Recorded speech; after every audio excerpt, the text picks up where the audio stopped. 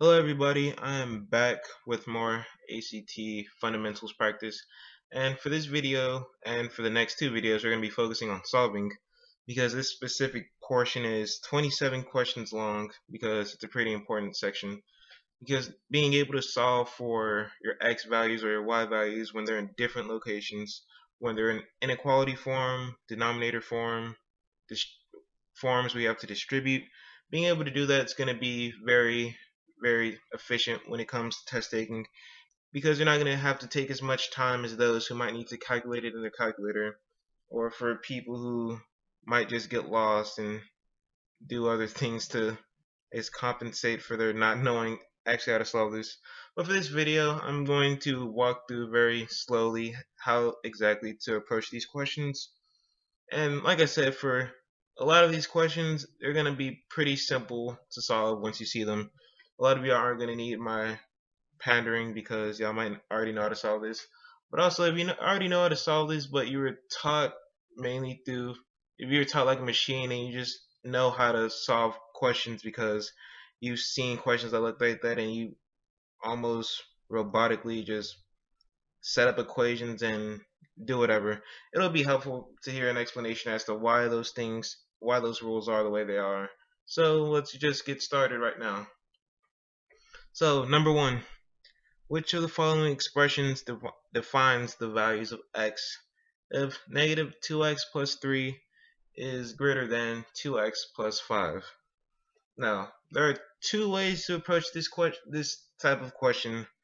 The first way is the obvious way that many people do automatically off the bat, seeing the way this expression is set up, and that is to practically treat the greater than sign like it's an equal sign, and I will show y'all what I mean by that. In order to solve this question one way, you can set up the equation like this.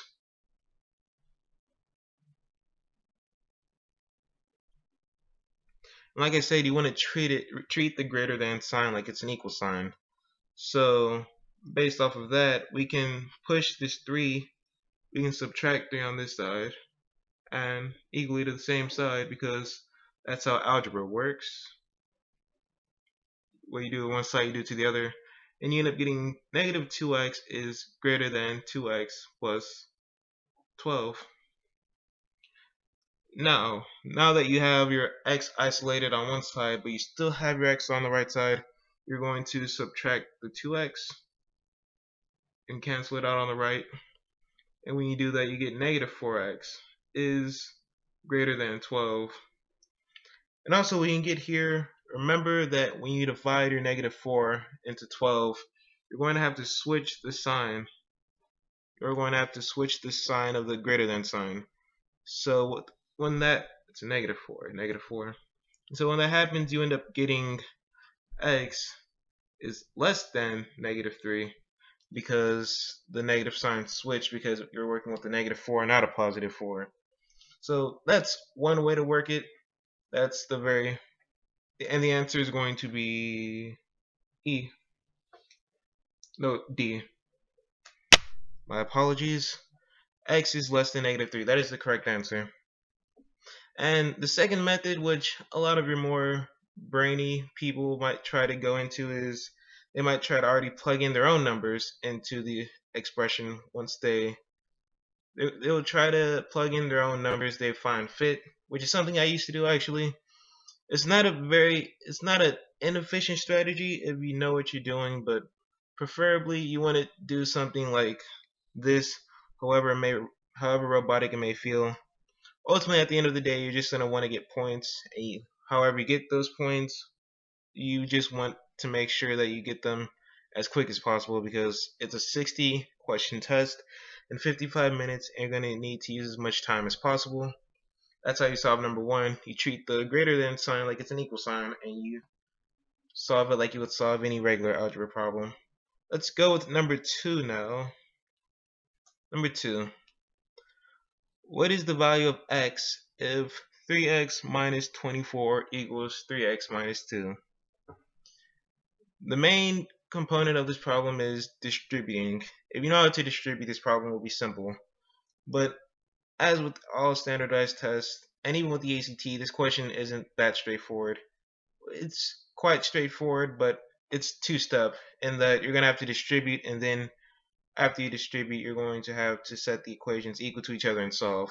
So let's distribute this real quick, simplify it. 3 times, we're going to go 3 times 3x, which equals 9x, and then 3 times -2, which equals -6. And after you've gotten that, you can set it equal to the expression on the left side. So 3x minus 24 equals 9x minus 6. Once you've set it up like that, the rest is easy. You subtract -3x, or you can add 24 to both sides. It doesn't matter. I'm going to add 24 to both sides, cancel it out here, and end up with 3x equals 9x. -6 plus 24, that equals 18. And once I've done that, I'm going to now put the x that is to the right to the left side. So subtracting 9x, take this right side to 0 and get -6x equals 18. Do the rest as we all know, and you're left with x equals -3, which is answer choice G. So there you have it. This question is pretty easy. If you see it on the test, you're most likely going to blow through it if you know your fundamentals. But it's always nice to refresh your fundamentals before you take the test. Also, through extensive practice of the fundamentals, you're going to feel more comfortable when you get to the later portions of the test, and you start seeing distributive property questions in more convoluted fashions, and it's more difficult that way if you don't know your fundamentals that well. But that's what practice is for, and I'm starting to ramble again. So number 3, let's get this started. If 5/3 plus x equals 1, then x equals blank. We're going to notice with a lot of these problems is that they are straightforward. If blank, then blank. For these sort of, you always want to wait for these type of questions because they're usually simple to solve. They're straightforward, they're arithmetic based, and they're pretty simple to solve. But for number 3, let's see, if 5/3 plus x equals 1, then x equals blank. So 2 ways to go about solving this one. One, as a lot of brainy, smart math people might do, you might just want to plug in whatever number you're thinking of off the bat that might equal 1. So already off the bat, I looked at this question, I know, bam, 2 has to equal x. Because 5/3 plus 2 would equal 1, because 3 plus 2 equals 5, and 5/5 equals 1. So that's a very easy way to go about doing this problem. But if you're more methodic, if you like to be more surgical about how you go about these problems, then the best way for you to solve this is to just multiply. You do the opposite of division on the left side. So you would multiply your left and right side by 3 plus x, which would look like this. I had to erase this. 5/3 plus x equals 1 times 3 plus x times 3 plus x. These sides would cancel out, and you would be left with 5 equals, distribute the 1 times 3, 3 plus 1 times x, x. And if you still need take that extra step, you can do so. You get 2 equals x, which is the correct answer, B.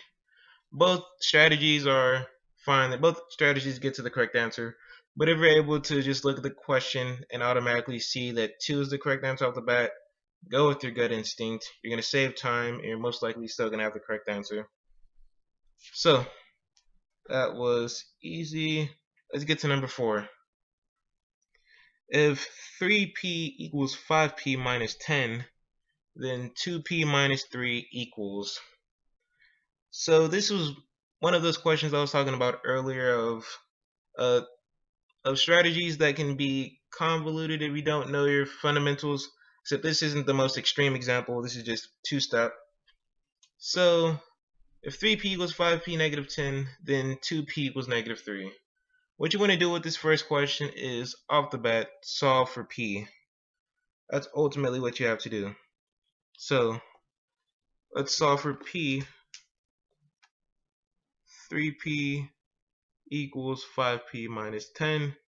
You subtract 5p from both sides, taking it to 0 on this side, and you get negative 2p equals negative 10. You divide both sides by negative 2, and you get p equals negative 10 over negative 2, which is 5. Now that you have your p already solved for, you can plug it into this equation right here. And when you do that, you will get 5 times 2 minus 3, which equals 10 minus 3, which is 7, and your answer is going to be J. This question was just plugging in, plug and chug. If you are not comfortable or you get convoluted with the then part, then most definitely you just want to go about these questions slowly. You just want to read it through. But for the most part, this question was on the easier end of the scale, as are most of these questions on this page, and questions like this on the test. Because if you see a question as straightforward as this, trust me, they're going to be your best friend, because they are not going to take up that much time and they will be easy to solve. But let's continue with this. Question 5.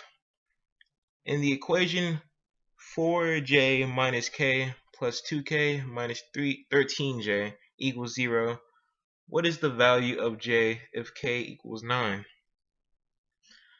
So they're throwing all of these random coefficients and variables at you, but the good news is that we all know how to combine these like terms, and we know how to simplify this process. So let's combine the like terms. 4 and negative 13j. That's going to simplify to negative 9j. Negative k plus 2k is going to simplify down to a single k. Negative 1 plus 2 equals 1. And we're going to set that equal to 0. So already off the bat, you've already simplified the question. You know what you're doing. You've made this problem less difficult to solve. Now, they decided to give us an extra super hint to help us solve this question. K equals 9. So given that information, we can already substitute K in for 9. So let's do that. 9, that looks weird. Negative 9j plus 9 equals 0. And now that it's set up like this, we can do what we've been doing the entire time. Basic algebra, doing to one side what you do, doing to the other side what you do to the first side. So let's subtract 9 to this side. Let's isolate j. So 9 minus 9 equals 0, of course. 0 minus 9 is going to equal negative 9. Then you're going to drop this negative 9j. Then when you divide negative 9 on both sides, you're stuck with 1. You're stuck with j equals 1. And the question is asking, what is the value of j if k equals 9? And with all of that done, we've come to the conclusion that j equals 1, and the correct answer is B. Very, maybe level 2 question, but it was definitely not that hard to handle. Let's get to number 6 now. Oh, we see a number line, so this is going to be dealing with inequalities. Which of the following inequalities represents the graph shown below on the real number line? Let's look at this number line. We see a solid circled line from 0 all the way to 4, which ends with an open circle. In school and through all branches of education and academia, the circle is always understood to encompass that looks very confusing. The open circle is always meant to show that this right here is going to be greater than, less than, or greater than. Whereas the dotted circle is always going to show that the 0 right here encompasses the actual 0. So it's going to be less than or equal to, or greater than or equal to. Now with that said, let's analyze all of these answer choices. Answer choice F states that -1 is less than x is less than or greater to 1. Not even once does the line even go through -1. So you already know off the bat that that answer is going to be wrong. Actually, we can look at G, H, and J and tell that they're going to be wrong because the line doesn't even encompass this portion right here. It only starts at 0. So now that you've become skeptical of G, H, and J, let's skip straight to K. 0 is less than or equal to x is less than 4. As we see, the solid marked dot is on 0, which shows that it's less than or equal to. So this part of it, the left part of it, at least correct. And x is less than 4. The 4 has an open circle over it, so we also know that the 4 is going to be less than, is going to have a less than or greater than sign, which in this case is going to be greater than, going to be less than, sorry.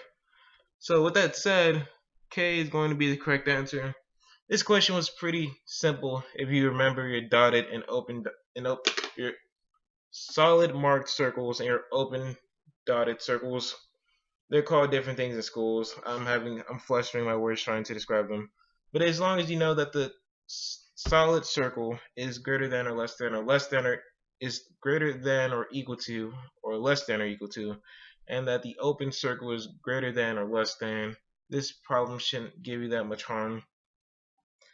None of these problems really should give that much harm because they're so straightforward and they're going to be your best friends on the actual test because they're so simple. But continuing on, number 7. What is the value of absolute value 3 minus 8 minus absolute value -8 plus 3? This, on the spectrum of easy to hard, is going to be a very easy, as long as you remember what absolute value means. So what absolute value is just the distance it takes to 0, the distance of a number from 0. So for example, -16 is going to have an absolute value of 16. Because it's 16 spots away from 0. The absolute values are always going to be positive, never negative.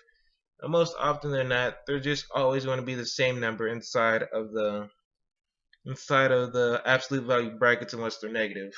If it's a negative number inside of the absolute value brackets, you're going to switch it to positive. It's a very easy to understand concept. But let's just simplify this.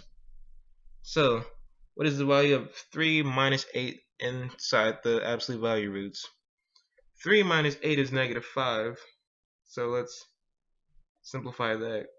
And then but the absolute value of -5 is going to be 5 because 5 is the distance from 0 for -5. Likewise, 5 minus this absolute value of -8 plus 3. -8 plus 3 is going to equal, -8 plus 3 is going to equal absolute value -5, which is also going to simplify down to 5 because that's the distance it has from 0. Now combined together, 5 minus 5, we see that the only answer choice that gives us that product is C, which is also the correct answer. So this was a very easy question. This was not very time consuming at all. Just as long as you remember absolute values and as long as you're not afraid to work fast for these type of problems. Trying to play it safe only works for The more complicated problems, but surely when you get to these two types of problems and you know the answer most likely off the bat, you definitely want to not roll the dice, but you definitely want to expedite your process of calculating these things. But let's continue. Final 3 questions for this video. Number 8, if x equals 4, then x squared plus 3x plus 8 equals, this is just going to be plug and chug. So let's plug this in. If x equals 4, then x squared, 4 squared, plus 3x, 3 times 4, plus 8 equals what? So 4 squared equals 16, plus 3 times 4, which equals 12, plus 8 by itself. That is the expression left with after you simplify this. After you take it a step further, you get 16 plus 12, 28, plus 8 equals 36. Your answer is, which is answer choice H. Its answer was just basic plug and chug. You didn't have to do that much with the quadratic that was given, other than to plug in the x they provided you with. But if you can calculate things like this, I don't recommend you waste your time with the calculator. Unless you're not confident in your abilities to calculate things like this pretty quickly, or you don't remember your square roots. Not square roots, but your square roots. It's fine to use a calculator, but preferably with questions like this, you try to make sure you have your mental calculating down. But at the end of the day, you just want to get the correct answer. So that means going to the calculator, so be it. Now, number 9. Let's look at this. Number 9. 3 parentheses x plus 4y minus 2z close parentheses equals what? So, based off the answer choices and based off of the question, they are not looking for any exact delineation of what x, y, or z may be, because we can't really solve for that based on what we're giving. They're just looking for us to simplify the expression that's given. And for us to simplify the expression that's given, we have to resort to our old friend, the distributive property, and distribute this 3 over the x, 4y, and negative 2z. So let's do that. 3 times x equals 3x. 3 times 4y equals a positive 12y. I'm sorry. 3 times 4 equals 12. And 3 times negative 2z equals negative 6z. And the only answer choice I see that matches up to what my expression simplified down to is A, which is the correct answer choice, because after doing the distributive property pretty quickly, we get to our answer. And once again, you never want to take more than maybe 20 seconds for a question like this. You distribute, you finish, you get on with your life. Questions like this are not designed to stump you whatsoever. The ACT understands that it's a 60 question test in 55 minutes. So if they throw you in a simple question, don't get paranoid about it. It's because they just want to test you before they get to the more complicated questions. I don't know, I don't work there. But this video is getting pretty long, so let's end it here on the last question of the first page, with number 10. Which of the following correctly represents the solution set of negative 3 is less than or equal to x plus 2 is less than or equal to 4? So we are now entering the easy to medium range of questions for the section with this number 10. But it's not a very difficult question. It's not a very difficult concept to grasp. What you're looking for is the numbers set that can fit in between, the numbers that can be substituted into x that can be both greater than negative 3 or equal to negative 3 or equal or less than 4. So, mathy people, what I tended to do when I saw this question was to plug in my own numbers, because beforehand I did not know formally how to solve this type of question. I either forgot how to solve it or I was just never taught. But what I used to do is I used to plug in my own numbers that would fit these stipulations.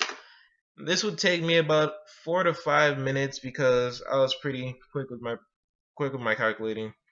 But you really don't have to do that because there's a way simpler way to solve it, which I'm about to show you. When you see a question like this, you are still going to treat the less than or equal to signs like they're actual equal signs as in algebra, except instead of solving for the equation separately, you are going to be solving for them at the same time. So usually you would think of it as x plus 2 is less than negative 4, and then negative 3 is less than or equal to x plus 2, and that was it. But for this one, you're just going to try and solve for both at the same time, which is easier than it sounds, and I'm going to try it at the bottom of this paper. I hope I don't run out of space. So negative 3 is less than or equal to x plus 2 less than or equal to 4. Now, what solving for both at the same time looks like is you are going to subtract 2 to both sides of the inequality. The 2's in the middle are going to cancel out because they equal 0.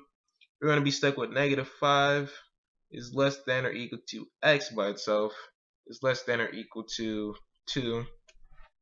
And now that you've solved for this inequality, what you're left with is 5 answer choices. Now let's look at these 5 answer choices. For both of these answer choices, we are definitely looking for closed circles. So any answer choice that has an open circle, we're automatically going to eliminate. So off the bat, we're going to eliminate G because I see an open dot circle right there. And we're also going to eliminate H because I see 2 open dot circles going in the wrong direction. That's also why we're going to eliminate those answers. And also J too, not because there's an open circle, but because the lines that are made on the number lines are going in 2 different directions, which is wrong because we want the lines to be going from a point on negative 5 to a point on negative 2. We want segments, not the long line, so that's wrong. So the answer choices we're left with are F and K. K. What looks wrong about K?